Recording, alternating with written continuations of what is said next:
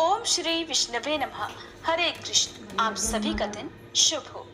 आज वैशाख मास का 14वां दिन है और आज दिनांक है 26 अप्रैल और दिन है शनिवार। आज आप सुनेंगे वैशाख मास महात्म्य का 14वां अध्याय।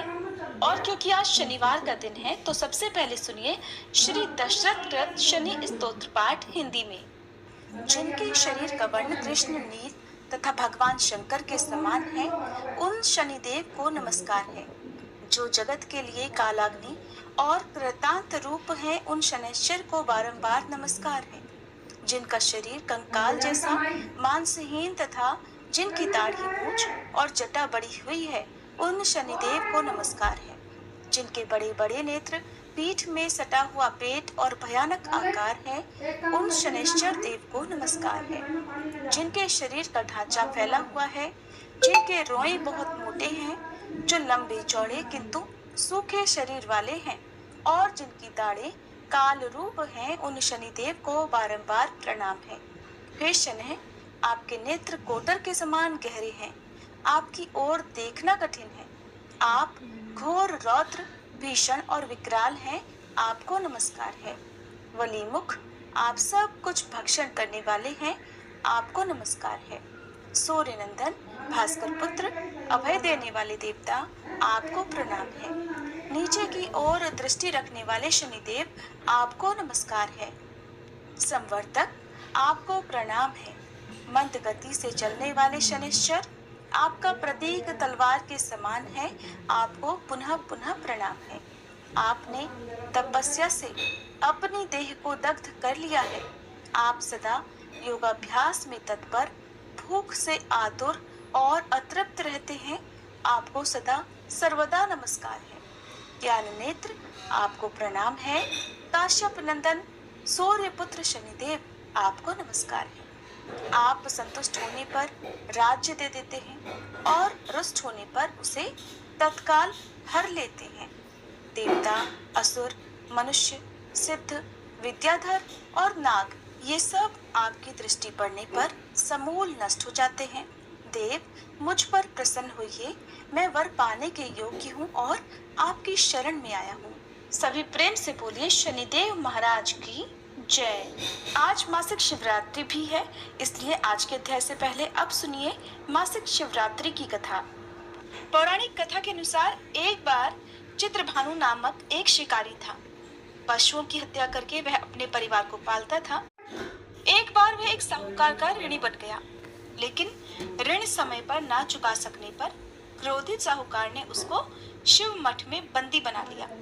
जिस दिन बंदी बनाया, संयोग से उस दिन शिवरात्रि थी। बंदी रहते हुए वह शिकारी मठ में शिव संबंधी धार्मिक बातें सुनता रहा। वहीं पर उसने शिवरात्रि व्रत की कथा भी सुनी। संध्या होने पर साहूकार ने उसे बुलाया और ऋण चुकाने के लिए पूछा। तब शिकारी ने अगले दिन सारा ऋण चुका देने का वचन दिया। साहूकार ने उसकी बात मान ली और उसे छोड़ दिया।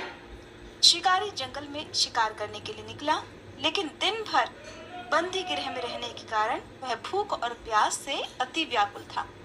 सूर्यास्त होने पर वह एक जलाशय के पास गया और वहीं घाट के किनारे एक पेड़ पर थोड़ा सा जल पीने के लिए लेकर चढ़ गया, क्योंकि उसे पूरा विश्वास था, उम्मीद थी कि कोई ना कोई जानवर अपनी प्यास बुझाने के लिए यहाँ जरूर आएगा।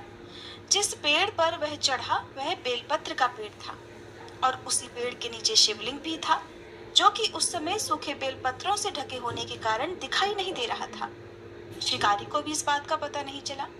वो भूख और प्यास से थका हुआ था तो उसी मचान पर बैठ गया।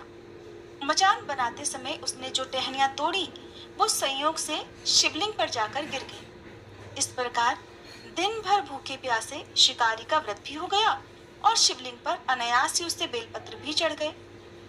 एक पहर रात बीत जाने पर एक गर्भिणी हिरनी तालाब पर पानी पीने पहुंची। शिकारी ने धनुष पर तीर चढ़ाकर जैसे ही उसकी प्रत्यंचा खींची कि उसके हाथ के धक्के से कुछ पत्ते और थोड़े से जल की कुछ बूंदें भी नीचे शिवलिंग पर गिर गईं और अनजाने में ही शिकारी के पहले पहर की पूजा भी हो गई।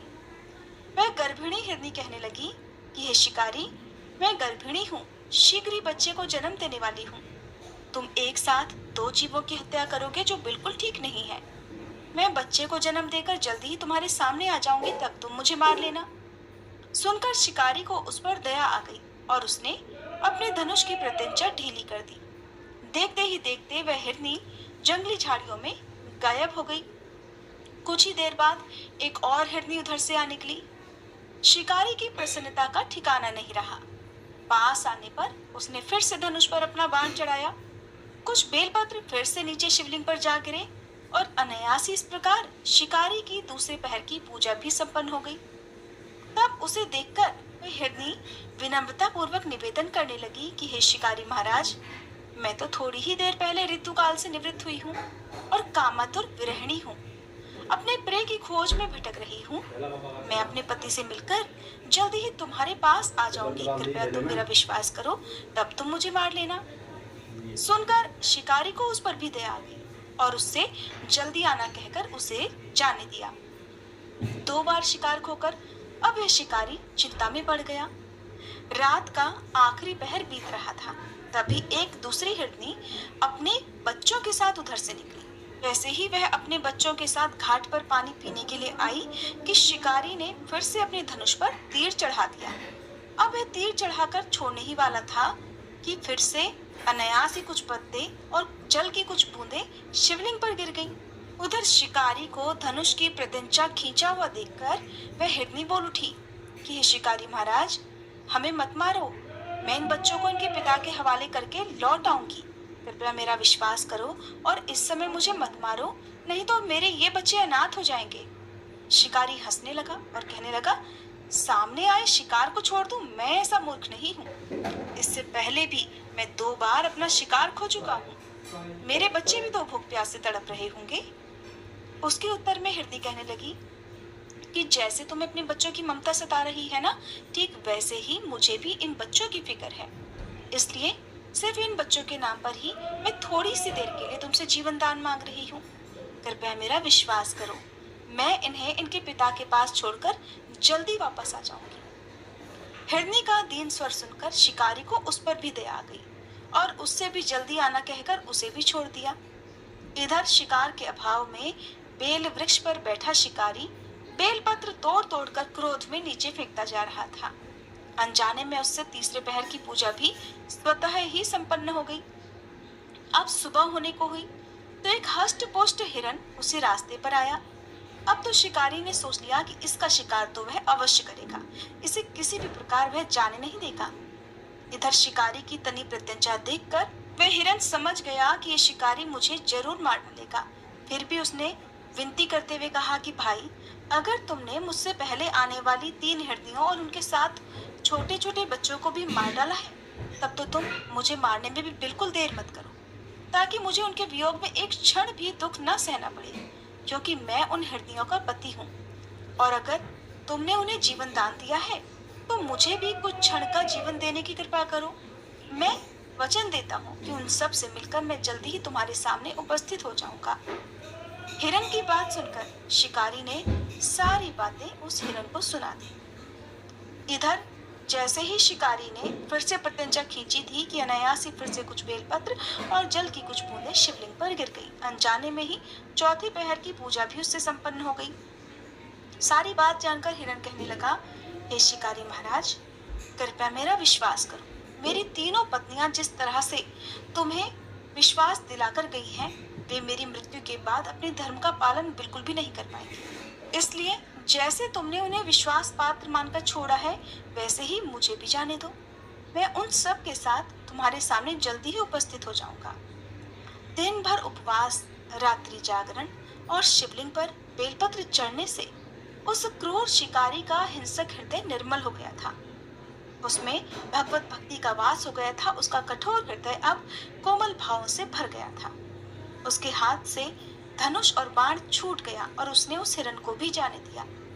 किंतु वह क्या देखता है कि थोड़ी ही देर बाद वह हिरन अपने पूरे परिवार सहित उस शिकारी के सामने उपस्थित था।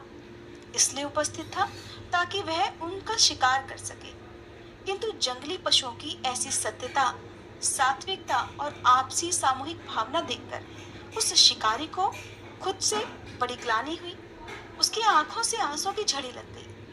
उस हिरन परिवार को न मारकर शिकारी ने अपने कठोर हृदय को जीव हिंसा से हटा लिया था, सदा के लिए कोमल और दयालु बना लिया था। उधर देवलोक से समस्त देवतागण भी इस घटना को देख रहे थे। उसके ऐसा करने पर भगवान शंकर ने प्रसन्न होकर तत्काल ही उसे अपने दिव्य स्वरूप का दर्शन करवाया और उसे सुख और समृद्धि का आशीर्वाद देकर गुह नाम प्रदान किया। ये वही गुह था जिसके साथ भगवान श्री राम ने मित्रता की थी। कथा समाप्त। प्रेम से बोलिए भोले शंकर भगवान की जय। अब सुनिए आज का अध्याय। भगवान जानते हैं कि मेरा ये भक्त निर्मल है, ये कोई छल कपट करना नहीं जानता, तो ऐसे में वो अपने ऐसे भोले भाले भक्त की रक्षा या भक्त की सहायता जरूर करते हैं। आज की कहानी एक ऐसे ही भोले भाले भक्त की कहानी है। भक्त धन्ना जी का जन्म मुंबई के पास में एक गांव में हुआ था और वे एक जाट घराने से संबंधित थे। धन्ना जी के माता पिता कृषि और पशुपालन करके अपना जीवन बिताया करते थे और उनके पास धन का बहुत अभाव था। जैसे ही धन्ना बड़ा हुआ उसे भी पशु चराने के काम में लगा दिया। अब वह हर दिन अपने पशुओं को चराने के लिए दूर जंगल में जाने लगा। गांव के बाहर ही कच्चे तालाब के पास में एक ठाकुर जी का मंदिर था, जिसमें बहुत सारी ठाकुर जी की मूर्तियां रखी हुई थी। लोग हर दिन वहां आकर श्रद्धा से माथा टेकते और कुछ भेंट दक्षिणा अर्पण किया करते। धन्ना पंडित जी को ठाकुरों की पूजा करते, स्नान करवाते और फिर घंटियां बजवाते रोज देखा करता। अल्प बुद्धि का होने के कारण वो कुछ भी समझ नहीं पाता था। एक दिन धन्ना के मन में आया कि चलो देखते हैं कि ये सब क्या होता है। फिर उसने एक दिन मंदिर में जाकर पंडित जी से पूछ लिया कि पंडित जी, आप हर दिन मूर्तियों के आगे बैठकर क्या करते हो? पंडित जी ने बताया कि हम ठाकुर जी की सेवा करते हैं और ठाकुर जी की सेवा करने से सारी इच्छाएं पूर्ण हो जाती हैं। धन्ना ने सुना तो कहा, पंडित जी एक काम कीजिए, ये ठाकुर जी मुझे भी दे दो। भोले भाले धन्ना ने सोचा कि उनका परिवार बहुत गरीबी में जीवन बिताता है, शायद ठाकुर जी उनकी भी गरीबी दूर कर दे। इसी प्रकार सोचते हुए उसने पंडित जी से बार बार ठाकुर जी को लेने की जिद करनी शुरू कर दी। पंडित जी ने देखा तो सोचा कि ये बालक ऐसे नहीं मानेगा, तो उस बालक से छुटकारा पाने के लिए पंडित जी ने कपड़े में एक पत्थर को लपेट कर दे दिया। घर जाकर धन्ना ने पत्थर को ही ठाकुर समझकर उन्हें बड़े प्यार से स्नान कराया और फिर भोग लगाने के लिए कहने लगा। जब धन्ना ने देखा कि ठाकुर जी तो भोग ग्रहण ही नहीं कर रहे, तो वह उनसे बार बार प्रार्थना करने लगा। धन्ना ने ठाकुर जी के आगे कसम खाई कि ठाकुर जी, अगर आप नहीं खाएंगे तो मैं भी भूखा रहूंगा। मासूम धन्ना की ये जिद देखकर भगवान प्रकट हो गए और उसके द्वारा रखी गई लस्सी और रोटी का भोग लगा लिया। इस तरह धन्ना ने अपने भोलेपन में पूजा करने और साफ मन से पत्थर में भी भगवान को पा लिया। कुछ समय बीतने के बाद धन्ना को एक दिन लगा कि उसके माता पिता बूढ़े हो रहे हैं और वो अकेला नवयुवक था। उसे ख्याल आया कि ठाकुर जी की पूजा करके उन्हें प्रसन्न करके सब कुछ पाया जा सकता है, तो उसे ये भी जरूर करना होगा ताकि उसके घर की गरीबी दूर हो जाए और उनके घर में सुख आ जाए। ऐसा ही सोचकर वह फिर से ठाकुर जी के मंदिर में पंडित जी के पास गया और पंडित जी से ठाकुर जी को पाने की जिद करने लगा। पंडित जी ने पहले तो ठाकुर जी देने से मना कर दिया कि वो ठाकुर जी की पूजा अकेले नहीं कर पाएगा, और पंडित जी ने ये भी कहा कि दूसरा तुम अनपढ़ हो, तीसरा ये कि ठाकुर जी तो मंदिर के बिना कहीं भी नहीं रहते, इसलिए वो तुम्हारे घर जाकर प्रसन्न ही नहीं होंगे। इसलिए धन्ना तुम जिद मत करो और अपने खेतों की देखभाल करो। ब्राह्मण का धर्म है पूजा पाठ करना और जाट का काम है अनाज पैदा करना। पंडित जी की बात सुनकर धन्ना टस से मस नहीं हुआ और वो जिद करता रहा। जब वो जिद करता रहा तो अपनी पिटाई के डर से पंडित जी ने जो शालिग्राम जी के मंदिर में एक फालतू पत्थर पड़ा हुआ था उसी को उठाकर धन्ना को दे दिया और पूजा पाठ की विधि भी बता दी। ठाकुर जी को पाकर पूरी रात धन्ना को नींद नहीं आई। बेचैनी से करवटें बदलता हुआ पूरी रात सोचता रहा कि वो ठाकुर जी को ले तो आया है, अब ठाकुर जी को कैसे प्रसन्न करेगा और उनसे क्या क्या मांगेगा। सुबह उठकर अपने नहाने के बाद उसने ठाकुर जी को स्नान कराया। भक्ति भाव से बैठकर लस्सी बनाई मक्खन निकाला और फिर रोटी पकाई और एक बर्तन में रखकर ठाकुर जी से प्रार्थना करने लगा, हे प्रभु भोग लगाओ, मुझ गरीब के पास तो ये रोटी लस्सी और मक्खन ही मिलेगा, इसके अलावा तो मेरे पास भोग लगाने के लिए कुछ भी नहीं है। प्रभु भोग लगाओ, अभी तो मेरे पास बस यही चीजें हैं, जब आप और भी चीजें दोगे तो आपके आगे वो भी रख दूंगा। अब धन्ना बैठकर ठाकुर जी को देखता रहा, भला पत्थर भोजन कैसे करे।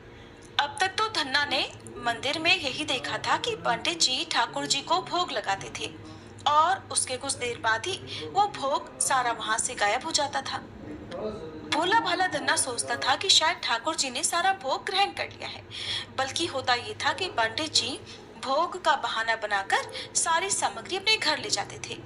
भोले भाले बालक को इस बात की जानकारी नहीं थी। जब उसने देखा कि भगवान के आगे तो भोग ऐसे ही रखा हुआ है, तो वह बड़ा बेचैन होकर कहने लगा, हे प्रभु क्या बात है, आप भोग क्यों नहीं लगा रहे? क्या आप जाट के हाथ का प्रसाद नहीं खाते? मंदिर में तो आप पंडित जी के हाथों से तुरंत ही भोग स्वीकार कर लेते थे, इतनी देर भी नहीं लगाते थे। और अगर आज आपने प्रसाद नहीं खाया तो मैं मर जाऊंगा, लेकिन आपके बगैर नहीं खाऊंगा। भगवान जानते थे कि ये मेरा भक्त तो बहुत निर्मल है, बिल्कुल भी छल कपट नहीं जानता, अब तो मुझे प्रकट होना ही पड़ेगा। 1 घंटा और बीतने के बाद धन्ना ने क्या देखा कि सामने कान्हा जी विराजमान है, कमर में मुरली खोसी हुई है, सिर पर मुकुट विराजमान है और बड़े प्यार से रोटी मक्खन के साथ खा रहे हैं और साथ ही साथ लस्सी भी पी रहे हैं। भोजन ग्रहण करने के बाद भगवान बोले, धन्ना जो इच्छा है मांग लो, मैं तुम पर बहुत प्रसन्न हूँ। धन्ना ने हाथ जोड़कर भगवान से प्रार्थना की कि प्रभु जो आपकी भक्ति करते हैं आप तो उनके सारे काम संभाल देते हैं, मुझे गेहूं दाल और घी भी दीजिए, मैं खुश हो जाऊंगा।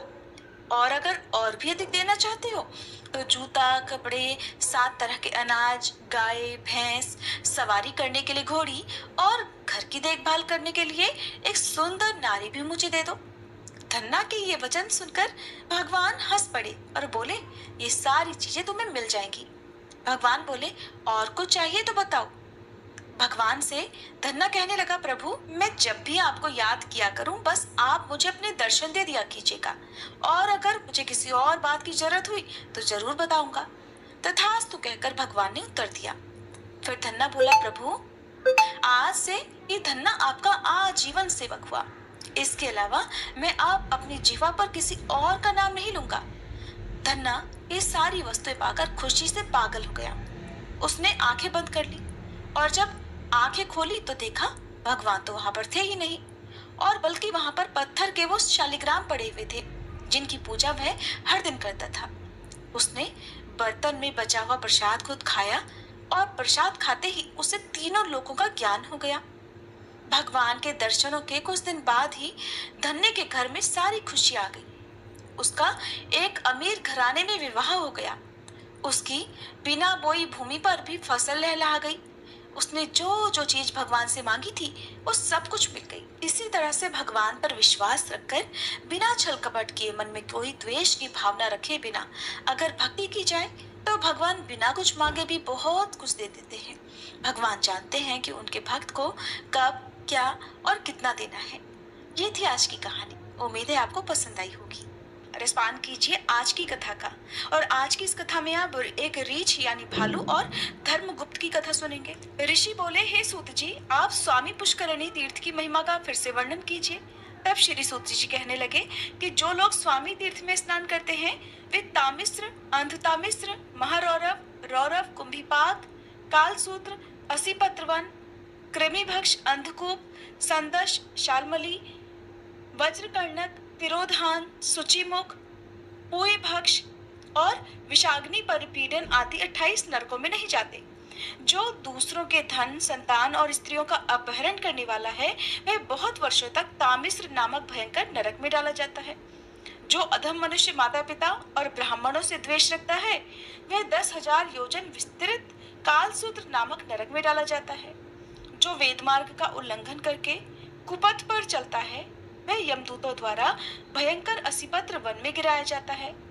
जो पकवान और दाल शाक आदि अन्न पंक्ति भेद करके खाता है और मोहवश पंच यज्ञों का अनुष्ठान किए बिना ही भोजन करता है, वह कृमि भोजन नामक नरक में डाला जाता है, जहाँ सैकड़ों कीड़े उसको खाते हैं और वो भी कीड़ों को ही खाकर रहता है। जो स्नेह अथवा बल से ब्राह्मण का धन हड़प लेता है और जो राजा या राजपुरुष दूसरों के धन का अपहरण कर लेता है, वह संदश नामक नरक में गिराया जाता है। जो नीच मनुष्य अगम्य स्त्री के साथ गमन करता है या जो नारी अगम्य पुरुष के साथ संगम करती है, वे दोनों क्रमशः लोहे की तपाई हुई नारी मूर्ति और पुरुष मूर्ति का आलिंगन करके तब तक खड़े रहते हैं जब तक चंद्रमा और सूर्य की सत्ता रहती है। इसके बाद वे सूची नामक घोर नरक में डाले जाते हैं। जो मनुष्य अनेक प्रयत्नों और उपद्रवों से सभी प्राणियों को सताता है, वह बहुत कांटों वाले भयंकर शालमली नरक में गिराया जाता है। जो राजा अथवा राजा का नौकर पाखंड तम का अनुयायी होकर धार्मिक मर्यादाओं को तोड़ता है, वह वैतरणी नरक में डाला जाता है। वृषली संग से दूषित, शौचाचार विहीन, अशास्त्रीय कर्मों के करने से लज्जा न करने वाले, वेद मार्ग के त्यागी, सदा पशुओं का सा आचरण करने वाले व्यक्तियों को यम किंकर पोए, विष्ठा, मूत्र, कफ और पित्त आदि से भरे हुए अत्यंत विभत्स नरक में गिराते हैं। जो कुत्तों या फिर जंगलों में वन्य मृग आदि पशुओं को बाणों के द्वारा पीड़ा पहुंचाता है, उन्हें मारता है, यम किंकर उसको भी बाणों के द्वारा ही बींधते हैं और फिर से प्राणरोध नामक नरक में गिराते हैं। जो पाखंडी यज्ञ में पशुओं की हत्या करता है, वह परलोक में वैश्यस नामक नरक में गिराया जाता है। जो लुटेरों के मार्ग का आश्रय लेकर दूसरों को जहर देता, गांवों को जला देता और बनियों के धन का अपहरण करता है, वह परलोक में वज्र दृष्ट नामक भयानक नरक में बहुत लंबे समय तक के लिए डाल दिया जाता है। ये तथा और भी जितने नरक हैं, उन सब में वह मनुष्य कभी नहीं पड़ता जो स्वामी पुष्करिणी तीर्थ में गोता लगाता है। स्वामी पुष्करिणी में एक बार स्नान करने से मनुष्य अश्वमेध यज्ञ का फल पाता है। उसे आत्मज्ञान तथा 4 प्रकार की साक्षात मुक्ति की भी प्राप्ति होती है। जो महापातकों या फिर सभी पातकों से युक्त है, वह भी स्वामी तीर्थ में गोता लगाने से तुरंत ही पवित्र हो जाता है। स्वामी तीर्थ के दर्शन से मनुष्यों की बुद्धि, लक्ष्मी, कीर्ति, संपत्ति, ज्ञान, धर्म और वैराग्य की वृद्धि तथा मन की शुद्धि होती है। इस प्रकार अद्वैत ज्ञान, भोग तथा मोक्ष और मनोवांछित कामना प्रदान करने वाले अज्ञान नाशक स्वामी तीर्थ के प्रभाव का वर्णन किया गया, जो मनुष्यों के सभी पापों का नाश करने वाला है। हे नैमिषारण्य निवासी महर्षियों, अब मैं आप लोगों से स्वामी तीर्थ की महिमा का अभिवर्णन करूंगा। इसके बारे में विस्तार पूर्वक आपसे बताऊंगा। चंद्रवंश में नंद नाम से प्रसिद्ध एक महाराजा थे, जो समुद्र पर्यंत पृथ्वी का धर्म पूर्वक पालन किया करते थे। उनका एक पुत्र हुआ जिसका नाम उन्होंने धर्मगुप्त रखा। नंद ने राज्य की रक्षा का भार अपने पुत्र पर सौंप दिया और खुद इंद्रियों को वश में करके आहार पर विजय पाकर तपस्या के लिए तपोवन में चले गए। पिता के तपोवन चले जाने पर राजा धर्मगुप्त ने सारी पृथ्वी का पालन किया। वे धर्मों के ज्ञाता और नीति परायण थे। उन्होंने अनेक प्रकार के यज्ञों द्वारा देवराज इंद्र आदि देवताओं का पूजन किया और ब्राह्मणों को धन और बहुत से क्षेत्र प्रदान किए। उनके शासन काल में समस्त प्रजा अपने अपने धर्म का पालन किया करती थी। उनके राज्य में कभी चोर आदि से किसी को कोई कष्ट नहीं हुआ। एक दिन धर्मगुप्त उत्तम घोड़े पर सवार होकर वन में गए। वहीं रात हो गई। विनयशील राजा ने वहीं सायं संध्या की उपासना करके वेद माता गायत्री का जप किया। इसके बाद सिंह, व्याघ्र आदि के भय से वे एक वृक्ष पर जा बैठे। उस वृक्ष के पास एक रीछ आया, जो सिंह के भय से पीड़ित था। वन में विचरने वाला एक सिंह उस रीछ का पीछा कर रहा था। रीछ उसी वृक्ष पर चढ़ गया। वहां उसने महान बल पराक्रम से संपन्न राजा धर्मगुप्त को बैठे देखा। उन्हें देखकर रीछ बोला, महाराज भय मत कीजिए, हम दोनों अब रात भर यहीं रहेंगे, क्योंकि इस वृक्ष के नीचे एक बड़ा भयंकर सिंह आया हुआ है। महामते, तुम आधी रात तक निर्भय होकर नींद ले लो, फिर मैं सजग होकर तुम्हारी रक्षा करता रहूंगा, और उसके बाद जब मैं सो जाऊं तब शेष आधी रात तक तुम मेरी रक्षा करना। रीछ की ये बात सुनकर धर्मगुप्त सो गए। उस समय सिंह ने रीछ से कहा कि ये राजा तो सो गया है, अब तुम इसे मेरे लिए नीचे गिरा दो। तब धर्मज्ञ रीछ ने सिंह को क्या उत्तर दिया, अब आप सभी सुनिए। रीछ कहने लगा, हे वंचारी मृगराज, तुम धर्म को नहीं जानते। अहो, विश्वासघात करने वाले प्राणियों को संसार में बड़ा कष्ट भोगना पड़ता है। मित्रों से द्रोह करने वाले का पाप 10,000 यज्ञों के अनुष्ठान से भी नष्ट नहीं होता। ब्रह्महत्या आदि पापों का तो किसी प्रकार निवारण हो सकता है, किंतु विश्वासघातियों का पाप कोटि जन्मों में भी नष्ट नहीं हो सकता है। सिंह, मैं मेरु पर्वत को इस पृथ्वी का बड़ा भारी भार नहीं मानता। संसार में जो विश्वासघाती है, बल्कि मैं उसी को भूतल का सबसे महान भार समझता हूँ। रीछ के ऐसा कहने पर वह सिंह चुप हो गया। इसके बाद धर्मगुप्त जागे और वह रीछ वृक्ष पर सो गया। तब सिंह ने राजा से भी वही कहा जो रीछ से कहा कि इस रीछ को नीचे छोड़ दो। तब राजा ने क्या किया, ये भी अब आप सुनिए। तब राजा ने अपनी गोद में सिर रखकर सोए हुए उस रीछ को सिंह के लिए पृथ्वी पर ढकेल दिया। राजा के गिराने पर रीछ वृक्ष की डाली पकड़ता हुआ लटक गया। वह पुण्यवश वृक्ष की डाली से नीचे नहीं गिरा। अब वह राजा के पास आकर क्रोध पूर्वक बोला, राजन, मैं इच्छानुसार रूप धारण करने वाला ध्यान काष्ठ नामक मुनि हूँ। मेरा जन्म भृगुवंश में हुआ है। मैंने अपनी इच्छा से ही रीछ का रूप धारण किया है। मैंने तो तुम्हारा कोई अपराध नहीं किया था, फिर सोते समय तुमने मुझे क्यों ढकेला? बताओ, तुमने मेरे साथ विश्वासघात क्यों किया? जब तुम सो रहे थे तब मैंने इस सिंह से तुम्हारी रक्षा की थी, और तुमने बदले में क्या किया? मैं तुम्हें शाप देता हूँ कि जाओ और बहुत जल्दी पागल होकर तुम पृथ्वी पर विचरो। राजा को इस प्रकार शाप देकर मुनि ने सिंह से कहा कि तुम सिंह नहीं, महायक्ष हो। तुम पहले कुबेर के मंत्री थे। एक दिन अपनी पत्नी के साथ हिमालय के शिखर पर आकर अनजाने में गौतम मुनि के समीप ही तुम विहार करने लगे। देव की प्रेरणा से महर्षि गौतम समिधा लाने के लिए कुटी से बाहर निकले। उन्होंने तुम्हें निर्वस्त्र देखकर इस प्रकार शाप दिया कि अरे, तू मेरे आश्रम में आकर निर्वस्त्र होकर खड़ा है, इसलिए अभी तो सिंह हो जाएगा। इस प्रकार तुम्हें सिंह योनि प्राप्त हुई है। हे मृगराज, ये सारी बातें मैं ध्यान लगाकर जानता हूँ। ध्यान काष्ठ मुनि के ऐसा कहने पर उसने सिंह का रूप तुरंत ही त्याग दिया और फिर कुबेर सचिव के रूप में दिव्य यक्ष का शरीर धारण कर लिया। उसके बाद उसने हाथ जोड़कर कहा, महामुनि, आज मुझे अपने पूर्व वृतांत का ज्ञान हो गया। मुझे अपने पुनर्जन्म की सारी बातें याद आ गई। गौतम जी ने शाप देते समय उसके उद्धार का समय भी इस प्रकार बताया था कि जब रीछ रूपधारी ध्यान काष्ठ के साथ तुम्हारा वार्तालाप होगा, तब तुम सिंह देह त्याग करके फिर से यक्ष रूप धारण कर लोगे। ऐसा कहकर वह यक्षराज मुनिवर ध्यान काष्ठ को प्रणाम करके उत्तम विमान पर बैठा और अलकापुरी को चला गया। राजा धर्मगुप्त को पागल के रूप में देखकर मंत्री लोग उन्हें नर्मदा के तट पर उनके पिता नंद के पास ले गए और ये बताया कि महाराज, आपके पुत्र की बुद्धि तो विकृत हो गई है, ये पागल हो गए हैं। पुत्र का वृतांत जानकर फिर राजा नंद उसे साथ लेकर सहसा जैमिनी मुनि के पास गए और उनसे इस प्रकार बोले कि भगवान, मेरा ये पुत्र इस समय उन्मादग्रस्त हो गया है। इसका यह रोग दूर करने का कोई उपाय बतलाइए। उनके ऐसा पूछने पर मुनिवर जैमिनी ने दीर्घ काल तक ध्यान लगाने के बाद कहा, राजन, तुम्हारा पुत्र ध्यानकाष्ठ मुनि के शाप से उन्मत्त हुआ है, अर्थात पागल हुआ है। इस शाप से मुक्ति पाने के लिए मैं तुम्हें एक उपाय बतलाता हूँ। सुवर्णमुखी नदी के तट पर एक वेंकट नाम से प्रसिद्ध पर्वत है, जो सब पापों को हरने वाला तथा परम पवित्र है। उसके शिखर पर स्वामी पुष्करिणी नामक एक बड़ा भारी तीर्थ है। महामते, वहीं ले जाकर अपने पुत्र को उसमें स्नान कराओ। ऐसा करने से इसका उन्माद तत्काल ही नष्ट हो जाएगा। ये सुनकर राजा नंद ने मुनिश्रेष्ठ जैमिनी को प्रणाम किया और पुत्र को लेकर इस स्वामी पुष्करिणी तीर्थ को चले गए। वहां नियम पूर्वक अपने पुत्र को स्नान कराया। स्नान करते ही उसी क्षण उसका उन्माद, उसका रोग शोक, उसका पागलपन तुरंत ही नष्ट हो गया।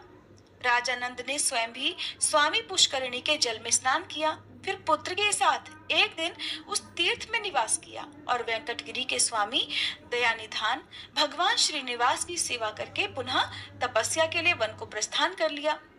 पिता के चले जाने पर राजा धर्मगुप्त ने भगवान वेंकटेश्वर में भक्ति रखते हुए ब्राह्मणों को बहुत धन धान्य और क्षेत्र प्रदान किए।